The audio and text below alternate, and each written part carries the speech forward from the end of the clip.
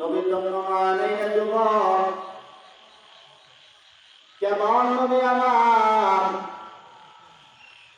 একদিন দুদিন না 7 দিনের ক্ষুধা যদি পেটে লইয়া একজন আল্লাহর বান্দা যদি পয়গম্বরের চেহারা দিকে একটা নজর তাকাইতো 7 দিনের ক্ষুধা নিবারণ হয়ে যাইত। ইমামুল আউয়ালিন আল আখিরিন সাদাকা রাহমাতাল লিল আলামিন সাইয়্যিদুল কাউনাইন খাতুমুল মুরসালিন আখিরা মাবুদুল হুজুরুল আউয়ালিন। কেমন নবী আমার যে পয়গম্বর রাস্তা দিয়ে আসলে দীর্ঘদিন পর ওই রাস্তা দিয়ে মেশকে আম্বরের গ্রাম অতিবাহিত করে আল্লাহর গোলাম এমন একটা পয়গম্বর আমাদেরকে দান করলেন। এই পয়গম্বরের উম্মতের আগে অন্য কোন নবীর উম্মতের দল জান্নাতে প্রবেশ করতে পারবে না। কেমন নবী আমার যে নবীর চেহারার মধ্যে এত বরকত, আল্লাহ পাক রব্বুল আলামিন তার চেহারার মধ্যে এত বরকত দান করেছে। বেঈমান যদি পয়গম্বরের চেহারা দিয়ে তাকাইতো সাথে সাথে কালিমা পড়িয়া মুসলমান হয়ে যেত। এক বেঈমান এক গাছের গোড়ায় হরিণীকে বেঁধে রাখছে। এই পথ দিয়ে আমার নবী রাহমাতুল লিল আলামিন এই পথ দিয়ে আসতেছেন। হরিণী আল্লাহর কাছে বলে, রে মালিক জবানটা খুলিয়া দাও, তোমার বন্ধুর সাথে আমি কথা বলবো।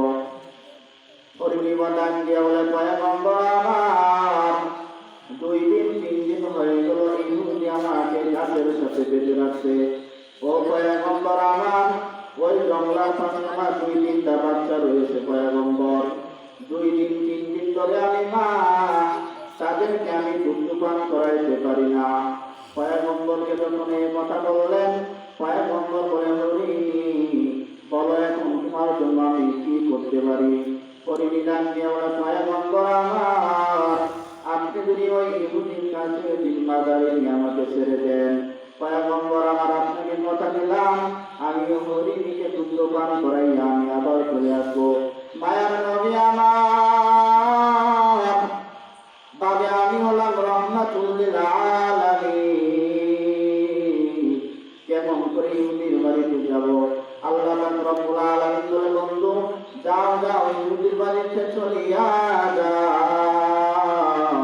ইহুদির বাড়িতে চলে যাওয়াটা হতে পারে ইহুদির জন্য হেদায়েতের কারণ। হামসিরাতে মুসতুফা বর্তমানি হালে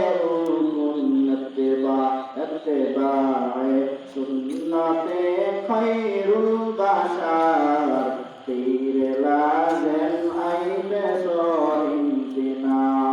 বলছিলাম কেমন আমার নবী যে নবী ইহুদির বাড়িতে রওনা হয়ে গেলেন। ইহুদি ডাক দিয়া বলে, কে তুমি? বলে, আমি আব্দুল্লাহ সন্তান মুহাম্মদ সাল্লাল্লাহু আলাইহি ওয়াসাল্লাম। বলে, মুহাম্মদ কেন আসছো?